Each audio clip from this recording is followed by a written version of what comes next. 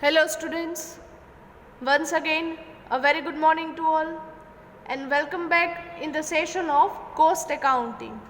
Now students, in the first session of today I explained you the pro forma to prepare the cost sheet. Pro forma of cost sheet was explained in today's first session. So now we are starting with the practical examples of chapter number 2 of unit 1, that is unit costing. Unit costing na sums તમને final examination માં 20 marks માં પૂછાય છે. Important sums are there, so just pay attention, right? The litho for calculating the examples of unit costing is already with you. તમને આ litho છે એ already આપેલો છે unit costing ના questions no. So get the print of this litho. આ litho ની print કરાવી લેજો, so we can calculate the sums from here. Okay, let's start with the example. Read the question number 1 carefully, right? From the following available details of Mahima Limited for the year ended on 31st March 2019, prepare cost sheet showing the total cost and per unit cost of output manufactured.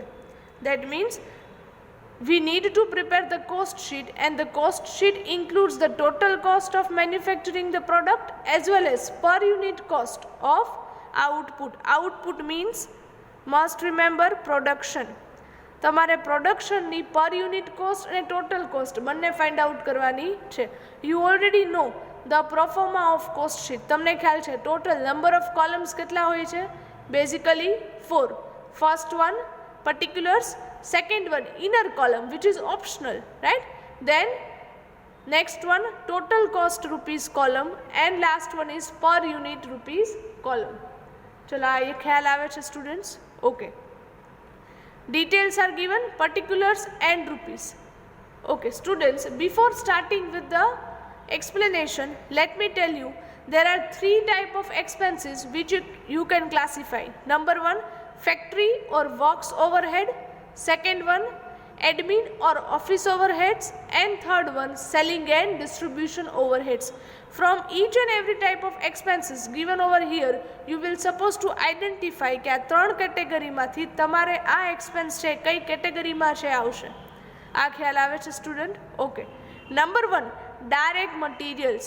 Direct materials means first point, that is material consumed. જ્યાંથી તમારી cost sheet છે એ start થાય છે એ, right? Direct material means the material or raw material from which the products are made, કે જેમાંથી તમારી product છે એ બને છે. અહીંયા ઓપનિંગ સ્ટોક, ક્લોઝિંગ સ્ટોક કે મટીરિયલનું કંઈ પણ નથી આપેલું, but direct material is given. So we will put this amount directly. So this is the point number 1. Second one is direct veggies or direct labour, 5 lakh rupees. Next one, depreciation of factory building. Now students, તમારે કહેવાનું છે કે આ factory ઓવરહેડ્સમાં આવશે, admin ઓવરહેડ્સમાં આવશે કે selling ઓર distribution ઓવરહેડ્સમાં આવશે, right? Number here it is given depreciation of factory building. It is the part of factory overheads. Factory બિલ્ડિંગનું ડેપ્રિસિએશન છે, સો ફેક્ટરી ઓવરહેડ્સના હેડમાં આપણે એડ કરવાનું થશે. Next one is insurance of staff car. Staff car means it is related with the administrative overheads. So insurance of staff cars is a part of admin overheads. આ ખાસ યાદ રાખજો. Next one, insurance of factory building. કયા બિલ્ડિંગનું insurance છે? Factory building. That means it's a part of factory overheads.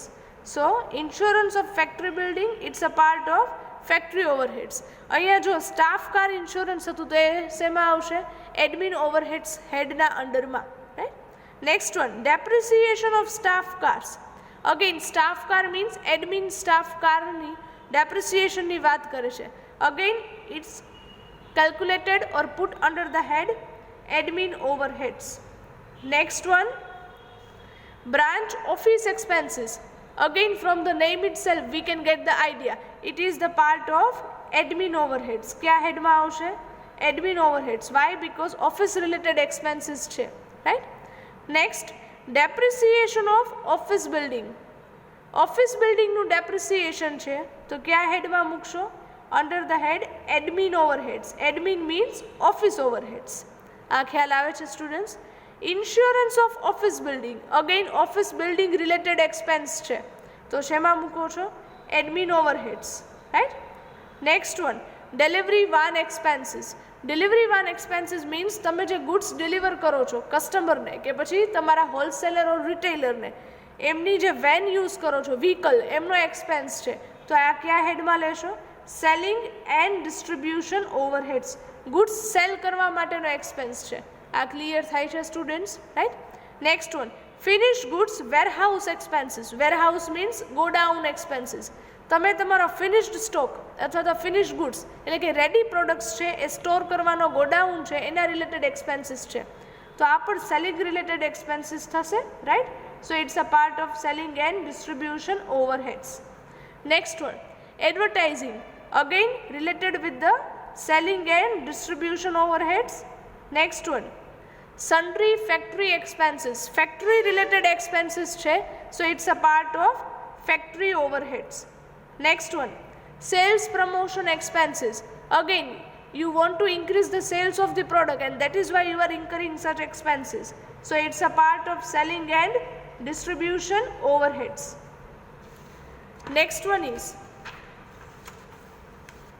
salaries includes number 1, sales manager. Now students, sales manager એ કયા ડિપાર્ટમેન્ટમાં હોય? Selling department. So sales manager salary is a part of selling and distribution overheads. Next one, salaries of factory chief engineer. Now student, factory chief engineer, that means it's a part of factory overheads. Factory chief engineer ની જે salary છે એ કયા હેડમાં મૂકીએ છીએ? Under the head factory overheads. Now student, sales manager salary 25,000, factory chief engineer 25,000, total કેટલા થવા જોઈએ? 50,000. But અહીંયા ટોટલ કેટલા આપેલા છે? 3 લાખ રૂપીસ. આ પ્રિન્ટિંગ મિસ્ટેક નથી, રાઈટ. તો ટોટલ 3 લાખમાંથી 50,000 સેલરીનું ક્લેરિફિકેશન છે તો રિમેનિંગ 2,50,000 છે એ આપણે અઝ્યુમ કરી શકીએ કે એ સેલરી હશે એડમિન સ્ટાફ સેલરી. આ ખ્યાલ આવે છે? Why? Because factory overhead related expense છે, selling and distribution overhead related salary છે, બટ રિમેનિંગ જે અમાઉન્ટ છે 2,50,000 it will be of admin staff salary. Here we need to assume this. અહીંયા આપણે અઝમ્પશન કરવાનું રહે. આ ખ્યાલ આવે છે, right. Next one, electricity including 4,000 rupees for admin staff, total 40,000 rupees. Now students, if nothing is clarified, જો તમને અહીંયા ખાલી એમ જ આપે electricity 40,000 rupees, then you need to write down the electricity expense under the head factory overheads. તો તમારે એ factory ઓવરહેડ્સના અંડરમાં આવે. બટ અહીંયા ક્લેરિફાય છે કે આ ટોટલ 40,000માંથી 4,000 રૂપીઝ જે ઇલેક્ટ્રિસિટીના છે શેના છે? Admin staff related electricity. That means કે 4,000 રૂપીઝ છે એ આવશે under the head admin overheads અને 40,000માંથી 4,000 માઇનસ કરતાં જે રિમેનિંગ 36,000 છે એ આપણે મૂકીએ છીએ under the head factory overheads. Electricity generally આવે ક્યાં? ફેક્ટરી ઓવરહેડ્સના અંડરમાં જ, right. Next one, office expenses. It's a part of admin overheads. Then expenses for participating in industrial fair. Company છે એક ઇન્ડસ્ટ્રીયલ ફેરમાં પાર્ટિસિપેટ કરે છે. કોઈ એવા ફેરમાં પાર્ટિસિપેટ કરવાનું રીઝન શું છે? For the sales promotion of your product. તમારી પ્રોડક્ટનું સેલ્સ તમે પ્રમોટ કરવા માંગો છો, right. So it's a expense related with the selling and distribution. આ ખ્યાલ આવે છે સ્ટુડન્ટ, રાઈટ. તો આ એક્સપેન્સ કયો છે? Selling and distribution overheads. Next one, sales is given. Sales means જે લાસ્ટમાં તમે જે અમાઉન્ટ મૂકો છો, right. And last, units produced and sold. Number of units, company કેટલા પ્રોડ્યુસ કરે છે? 10,000. Company in a year 10,000 units produce કરે છે and all units are sold. અને બધા યુનિટ્સ છે શું થઈ જાય છે? Sold. That means cells.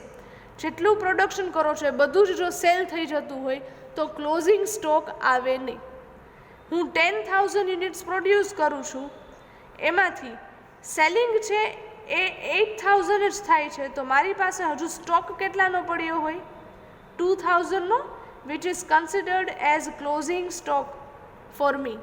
But અહીંયા જેટલું પ્રોડક્શન કરો છો એ બધું જ સેલ થઈ જાય છે, દેટ મીન્સ ક્લોઝિંગ સ્ટોક છે નહીં.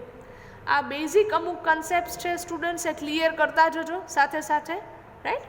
જેટલું પ્રોડક્શન હોય એટલું જ સેલિંગ થઈ જતું હોય, જેમ અહીંયા થાય છે, તો તમારે ક્લોઝિંગ સ્ટોક આવે નહીં. બટ પ્રોડક્શન અને સેલિંગના યુનિટ્સ ડિફરન્ટ હોય, જેમ અહીંયા મેં એક્ઝામ્પલ આપેલ છે, તો ક્લોઝિંગ સ્ટોક છે હશે. Is it clear students? Question છે ક્લિયર થાય છે? Okay, let's start with the calculation. Give the heading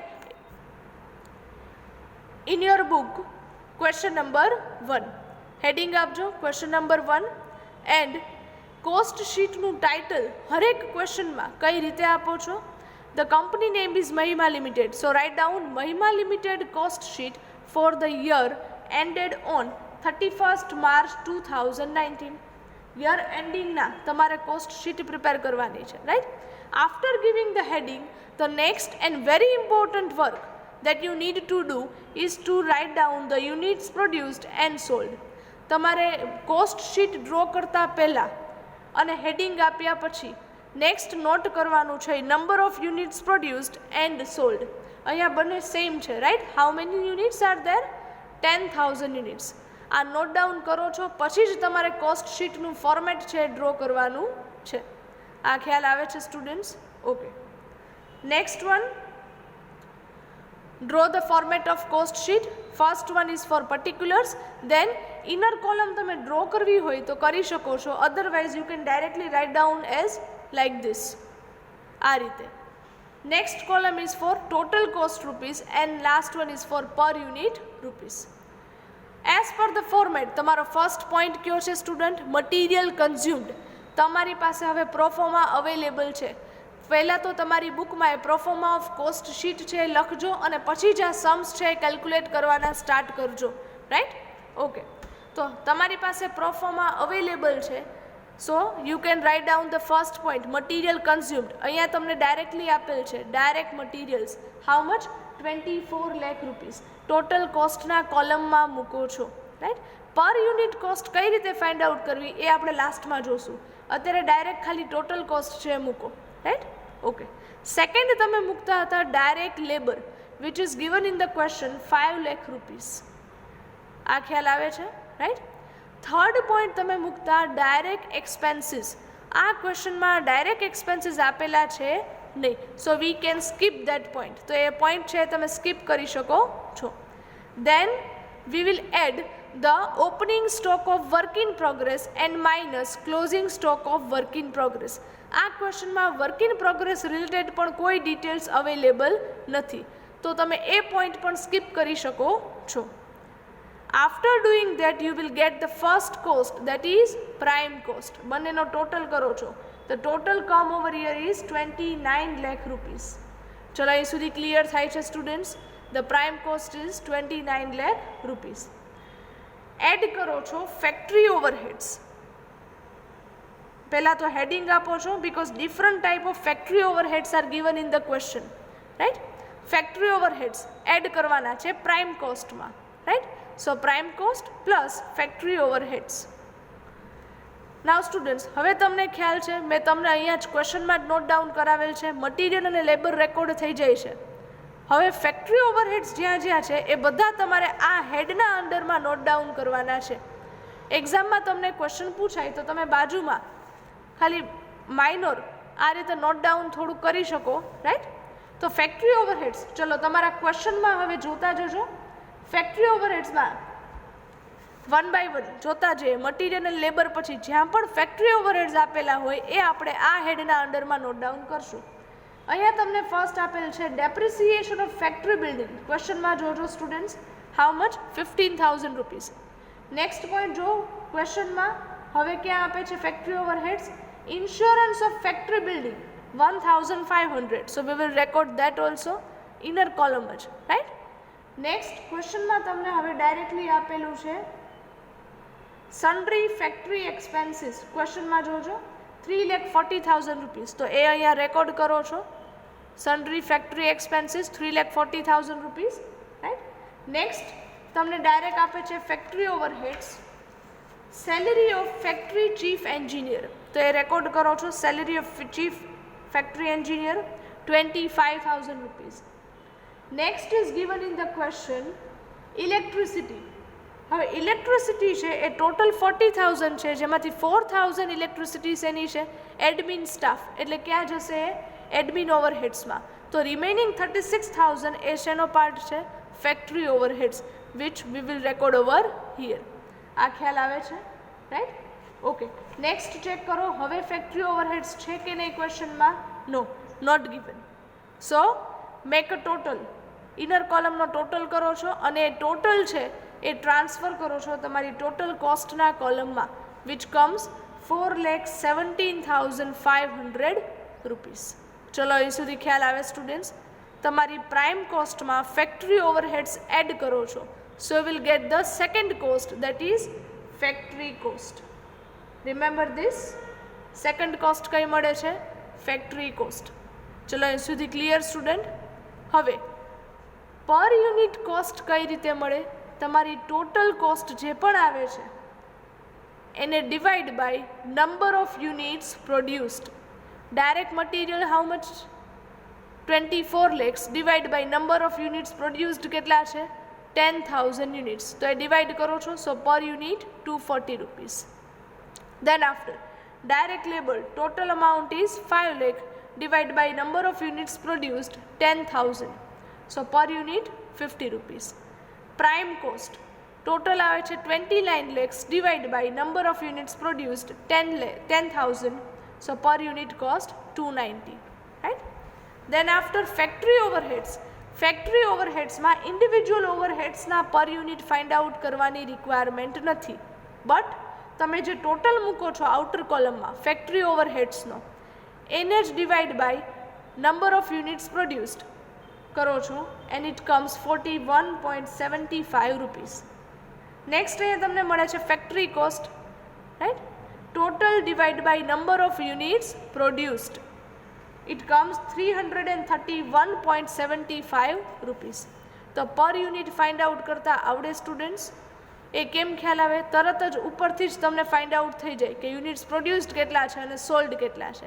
આ ખ્યાલ આવે એટલે તમે ટોટલ ડિવાઈડ બાય અહીંયા નંબર ઓફ યુનિટ્સ પ્રોડ્યુસ છે એ જ કરી શકતો, ડાયરેક્ટ અહીંથી ફાઇન્ડ આઉટ કરી શકો. Is it clear? Right? Next factory ઓવરહેડ્સમાં એડ કરો છો એડમિન ઓવરહેડ્સ. હવે તમને ફોર્મેટ છે એ ખ્યાલ હોવો જોઈએ, રાઈટ? એડમિન ઓવરહેડ્સ ક્વેશ્ચનમાં ક્યાં ક્યાં આપેલા છે? ફરી પાછા પહેલેથી જોતા જાઓ ક્વેશ્ચનમાં. એડમિન ઓવરહેડ્સ જ્યાં જ્યાં મળે છે ત્યાં. Number 1 admin overheads in the question is insurance of staff car 12,000 rupees. તો એ રેકોર્ડ કરો છો, રાઈટ? નેક્સ્ટ ક્વેશ્ચનમાં આપે છે ડેપ્રિસિએશન ઓફ સ્ટાફ કાર્સ, તો એ રેકોર્ડ કરો છો 1,500. Next one is given branch office expenses, તો એ રેકોર્ડ કરો છો 40,000 રૂપીસ. ક્વેશ્ચનમાં જો નેક્સ્ટ આપે છે ડેપ્રિસિએશન ઓફ ઓફિસ બિલ્ડિંગ, તો એ રેકોર્ડ કરો છો 8,000 rupees. Next one is given insurance of office building 1,200 rupees, તો એ રેકોર્ડ કરો છો.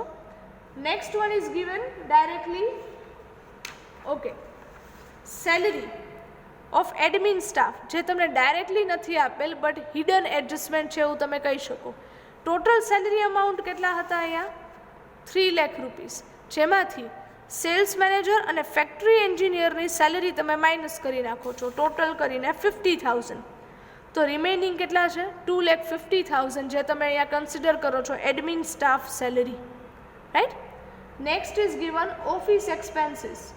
ઓકે, ઇલેક્ટ્રિસિટી આપેલ છે તમને, યાર. એડમિન સ્ટાફ ઇલેક્ટ્રિસિટી જે 4,000 રૂપીસ હતા included, right? Next is given office expenses which is 50,000 rupees. હવે કોઈ એડમિન ઓવરહેડ્સ બાકી નથી. So just make a total of this and put it in an outer column which comes 3,66,700, જેને તમે divide કરો છો number of units produced. So per unit will come 36.67 rupees. Cost of production કઈ રીતે મળે? તમારી ફેક્ટરી કોસ્ટમાં તમે add કરો છો admin overheads. So you will get the cost of production which comes 36,84,200 rupees and divide by number of units produced જે મળે છે 10,000 એ ડિવાઈડ કરતાં તમને પર યુનિટ મળશે 368.42 રૂપીસ. નાવ સ્ટુડન્ટ્સ, અહીંયા તમે એડ કરો છો opening stock of finish goods and minus closing stock of finish goods. આ ક્વેશ્ચનમાં આવી કોઈ ડિટેલ અવેલેબલ છે નહીં. So make a dash over here. અહીંયા ડેશ કરો છો. નેક્સ્ટ ફોર્થ કોસ્ટ તમને મળે છે cost of production of goods sold. આનું જ extension cost of production of goods sold. અહીંયા તો એઝ ઇટ ઇઝ જ આવશે because opening and closing stock છે નહીં.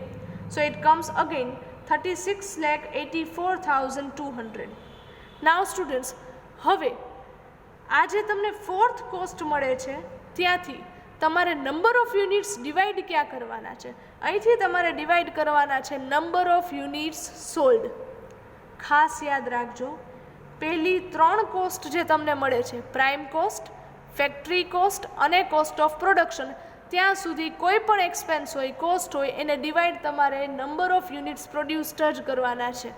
બટ જેવી તમને ફોર્થ કોસ્ટ મળે cost of production of goods sold, અહીંયા વર્ડ પરથી જ યાદ આવી જવું જોઈએ ગુડ્સ સોલ્ડ છે, રાઈટ? તો હવે નંબર ઓફ યુનિટ્સ ક્યાં ડિવાઈડ કરશો? અહીંયા યુનિટ્સ સોલ્ડ અને તમે પર યુનિટ કોસ્ટ છે ફાઇન્ડ આઉટ કરશો.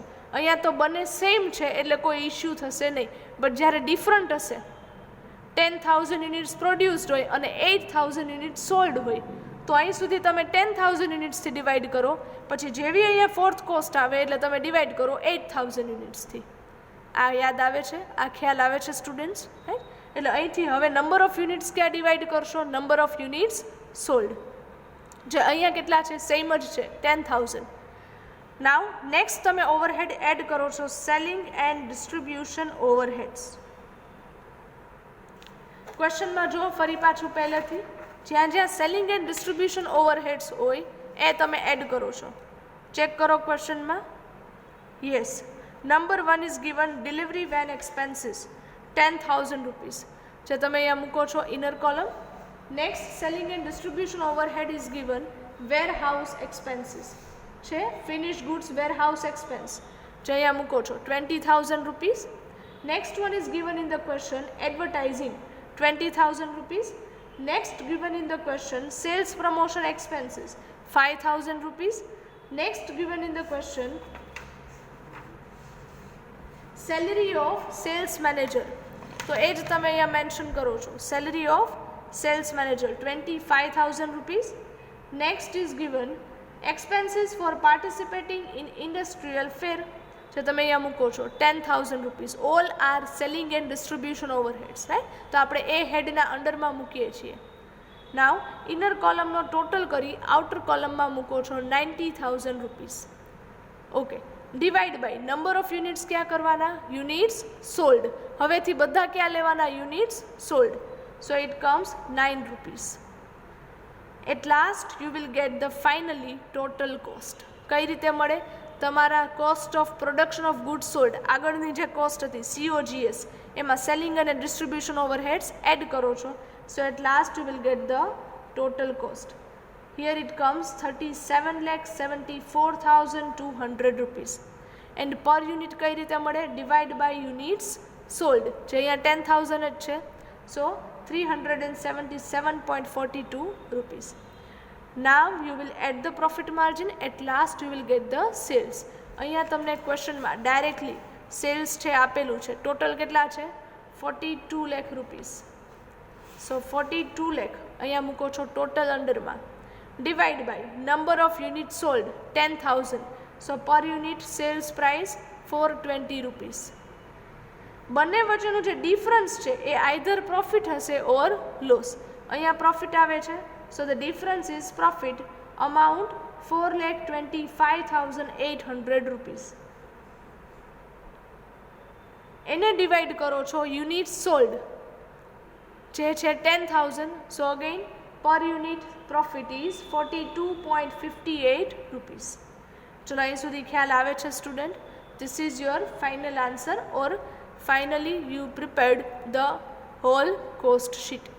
ચલો ફોર્મેટ છે ક્લિયર થાય છે સ્ટુડન્ટ? ખ્યાલ આવે છે રાઈટ? કઈ રીતે ટોટલ મળે અને પર યુનિટ કઈ રીતે મળે?